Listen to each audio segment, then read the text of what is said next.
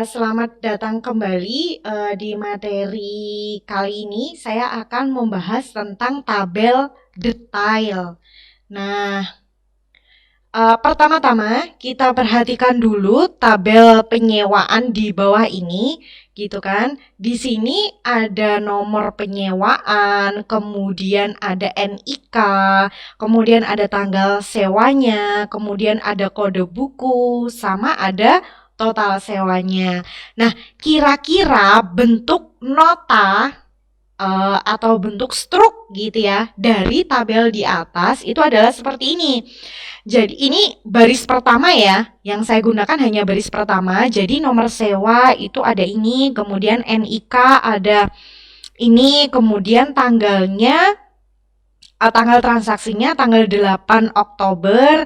Nah, kemudian totalnya segini. Nah, buku yang disewa di sini itu ada BK 00001 gitu kan. Nah, di mana ini judulnya itu ayam mencari induknya, kemudian jenisnya adalah Bushy Book gitu ya. Nah, buku yang disewa seperti ini penulisannya. Ini ceritanya bentuk nota dari tabel di atas itu adalah seperti itu. Nah, masalahnya adalah bagaimana kalau ada seorang ibu yang pinjem buku itu lebih dari satu buku.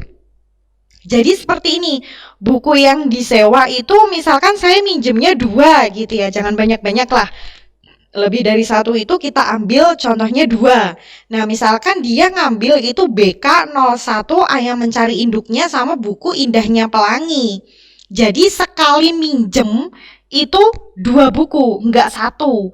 Masa iya sih notanya mau dibuat satu-satu gitu ya? Kan biasanya notanya jadi 1 ya. Misalkan kalian ke minimarket mau beli 1 atau beli 10 atau beli berapapun itu notanya 1 kan. Nah, barang-barang seperti buku, makanan, atau alat-alat ringan yang tidak memerlukan spare part khusus, garansi spesial, atau mekanisme penjualan yang eksklusif gitu ya, biasanya berapapun barang yang dibeli atau disewa itu notanya tetap 1. Nah, beda ya kalau misalkan kamu beli emas, atau kamu beli motor, kamu beli mobil, misalkan sekali beli motor 5 gitu ya, itu notanya sendiri-sendiri. Karena apa? Untuk klaim garansi. Nah, seperti itu. Jadi beda kriteria untuk barang-barang yang dia tidak terlalu eksklusif penjualan atau pembelian dan perawatannya, itu biasanya kamu beli berapapun sekali transaksi itu notanya 1. Ya kayak kalian misalkan ke minimarket gitu loh, belanja bulanan, belanja sabun, minyak, kemudian bumbu dapur, kemudian sikat gigi, odol, terus mie goreng, mie rebus, puding, susu, margarin, dan lain sebagainya. Sekali kalian transaksi notanya 1 gitu ya. Nah, sekarang kita akan coba melihat ke tabel penyewaan. Nah, kayak gini. Ini ya, pada tabel penyewaan, kolom nomor penyewaan itu adalah primary key. Nah, ini. Jadi di tabel penyewaan kemarin, coba di flashback ya materi ke-9. Ke-9 kayaknya. Nah, nomor penyewaan itu dia diidentifikasi sebagai primary key. Artinya apa? Kodenya harus unik. Antara baris satu dengan baris yang lain itu nggak boleh sama. Nah, ini ya. Jadi ini kita lihat ini unik semua ya. Jadi nggak ada yang sama. Oke? Nah, kemudian ketika kita memaksakan sistem tersebut meminjam 2 buku dalam 1 kali transaksi, itu jelas akan menolak. Karena apa? Karena nomor penyewaan di sini itu adalah primary key. Jadi dia nggak akan mau menerima data dengan nomor penyewaan yang sama. Ya nggak? Jadi kan kalau kita nyimpennya di basis data, otomatis kan buku satu dulu nih yang disimpan. Nah, habis itu baru buku yang kedua. Nah, selagi nomor sewanya ini sama, itu jelas nggak akan mau kalau dia disimpan dengan format tabel yang seperti ini. Nah, ini ya ada SW 0 10 20 2001. Ini sama, nomor penyewaannya sama, NIK-nya sama, tanggal sewanya sama. Tetapi kode bukunya jelas beda ya. Dia pinjam buku pertama dan buku kedua, kemudian ada total sewanya. Dan kalian jangan berpikir ini bisa dikoma ya. Nggak bisa dikoma. Yang namanya peminjaman, penyewaan, pembelian, penjualan itu nggak bisa dikoma barangnya. Model gimana gitu mau dikoma ya. Jadi memang harus disimpan per baris gitu. Nggak bisa dikoma, di merger itu nggak bisa. Bisanya cuma di Excel ya. Bahkan Excel yang digunakan untuk basis data itu pun nggak bisa model seperti ini. Jadi satu baris itu satu data gitu ya. Nah, kalau ini sekali lagi, kalau misalkan tetap disimpan dengan format yang seperti ini, sistemnya akan jelas menolak karena di sini nomor penyewaan itu adalah primary key. Nah, solusinya itu kita bisa pecah tabelnya menjadi dua. Nah, pertama kita pisah dulu antara tabel yang isiannya sama dan tabel yang isiannya beda. Nah, di sini ada nomor penyewaan, ya kan? Tadi kan yang sama itu nomor penyewaan, kemudian NIK sama tanggal sewa. Itu kan isinya sama, ya kan? Nah, itu disendirikan. Nah, terus untuk kode buku dan total sewa itu kan beda ya. Total sewa jelas beda dong, kan dia ngikutin kode bukunya. Nah, karena buku yang dipinjam itu berbeda, nah maka di sini dipisah. Ada kode buku dan total sewa. Nah, kedua, tabel yang sama itu disederhanakan jadi satu baris aja supaya sistem bisa menyimpan datanya. Karena kan tadi nomor penyewaan itu diidentifikasi sebagai primary key di tabel penyewaan. Jadi dia harus satu inputan aja guys, nggak bisa dua gitu ya. Nah, kemudian yang selanjutnya tabel yang berbeda tadi diberikan depannya nomor penyewaan supaya bisa terhubung dengan tabel pertama. Nah, di sini ada nomor penyewaan. Di sini dia sama ya. Dia bisa sama loh. Karena apa? Nah, loh Bu, nomor penyewaan di tabel 2 kok bisa diinputkan berulang? Sementara kalau yang di tabel 1 tadi kok nggak boleh gitu ya? Bisa karena nomor penyewaan di tabel kedua ini statusnya adalah foreign key, bukan primary key. Nah, jadi gini, kalau misalkan nih kalian nggak mau membuat dua tabel, ribet banget. Mending tabelnya cuma satu, itu tabel penyewaan itu primary key-nya nggak usah ada aja. Langsung nomor penyewaan itu diidentifikasi sebagai foreign key. Jadi dia bisa diinputkan berkali-kali gitu. Bisa berulang. Ya nggak gitu konsepnya. Karena apa? Yang perlu kita ketahui atau yang perlu kita garis bawahi adalah yang namanya foreign key itu kan kunci turunan. Nah, dia ada kunci induknya. Jadi dia harus merujuk ke kunci yang jadi primary key gitu loh. Jadi kalau kita membuat tabel penyewaan tadi, tabel penyewaan ini, nah benar, ini tabel penyewaan ini dia tidak primary key tapi langsung foreign key gitu ya. Lah terus pertanyaannya, nomor penyewaan ini mau merujuk kemana? Nah gitu loh. Jadi memang harus ada tabel induknya dulu gitu. Kalian ketemu sama anak ayam di sebuah kebun, ya namanya anak ayam itu kan pasti punya ibu ayam ya. Nggak mungkin tiba-tiba anak ayam itu turun dari surga, turun dari langit, kan nggak mungkin. Nah konsepnya kayak gitu loh. Jadi kayak misalkan kalian kan pasti punya orang tua yang ada ibu yang melahirkan gitu loh. Nah jadi yang namanya kalian membuat foreign key atau kunci turunan itu ya harus ada kunci induknya dulu. Nah itu kenapa sebabnya harus dipecah tadi tabelnya. Jadi ada tabel utama sama tabel turunan gitu ya. Nah, konsepnya sama kayak anak ayam tadi. Jadi kalian nggak mungkin anak ayam kok dia nggak punya ibu gitu, nggak mungkin. Jadi kalau kalian mau buat anak ayam, ya kalian harus buat induknya dulu. Ya, seperti itu. Nah, kemudian, nah ini ya, nomor penyewaan di tabel 2 ini tadi, dia akan merujuk di nomor penyewaan pada tabel pertama tadi, gitu. Jadi di tabel pertama ini kan dia sebagai Vergen K ya. Jadi SW 08 10 20 20 01 ini transaksinya apa sih? Oh, ternyata dia mentransaksikan atau meminjam BK 01 dan BK 02. Nah, kayak gitu ya. Bisa dilihat detailnya. Nah, tabel 1 ini tadi tabel 1 yang ada primary key-nya tadi, itu adalah tabel penyewaan, sementara tabel 2 itu adalah tabel detail penyewaan.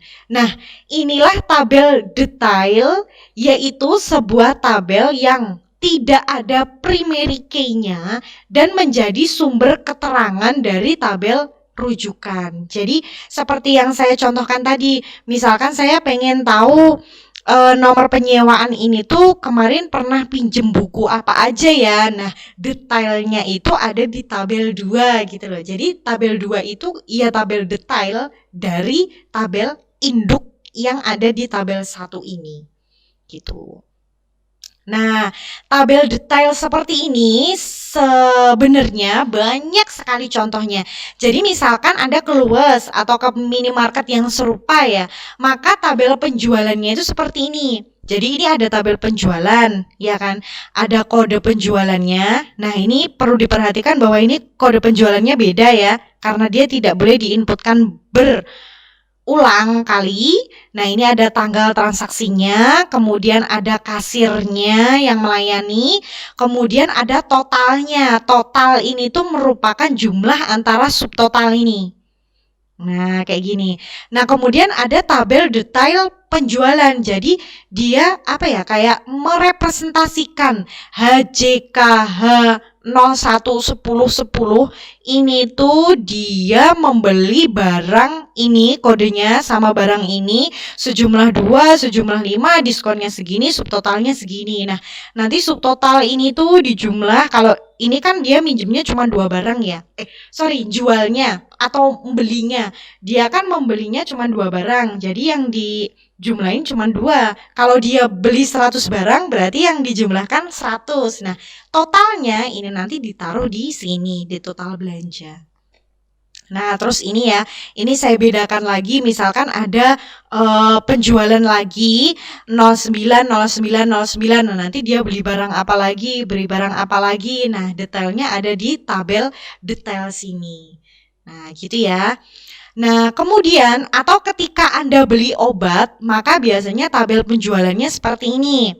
Nah, ini ada kode penjualan, ada nomor resep, ada tanggal transaksi, ada kasir nomor, kemudian ada metode, biasanya pakai tunai atau debit atau kredit atau payment online gitu ya.